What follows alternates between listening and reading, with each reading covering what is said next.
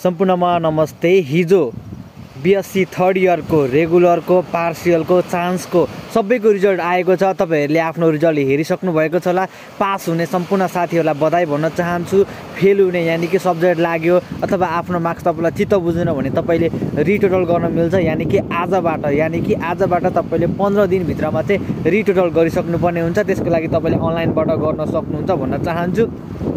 र पर सब्जेक्ट तपाईको 500 रुपैयाँ लाग्छ र तपाईले आफ्नो ट्याक्स सहित अब तपाईको 510-15 रुपैयाँ कति रुपैयाँ काट्छ तपाईले आफै गर्न सक्नुहुन्छ। हैन तपाई सक्नुहुन्न भने चाहिँ हाम्रो टिमले पनि गर्नुहुन्छ, तर त्यसको लागि चाहिँ तपाईलाई सशुल्क लाग्छ भन्ने कुरा बुझ्नु होला। र भन्न चाहन्छु र कतिले रिजल्ट पनि हेर्नु भएको छैन होला, यसको बारेमा मैले फेसबुक पेजमा पनि राख्दिएको छु। त्यसैगरी मैले फेसबुकमा पनि युट्युबमा पनि राखेको छु, हेर्नु होला, पोस्ट गरेको छु, हेर्नु होला। तपाईले त्यहाँबाट तपाईको आफ्नो सिम्बल नम्बर छ भने तपाई पास हुनुभयो हैन।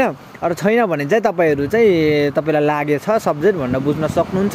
र साइटमा आइसकेको छैन होला, आइसक्यो भने हेर्नु होला, आइसकेन भने आज भरे भित्रमा आइसक्छ, ढुक्क हुनु होला भन्न चाहन्छु। सम्पूर्णलाई भिडियो शेयर गरिदिनु होला। हस्त नमस्ते, बाइ बाइ।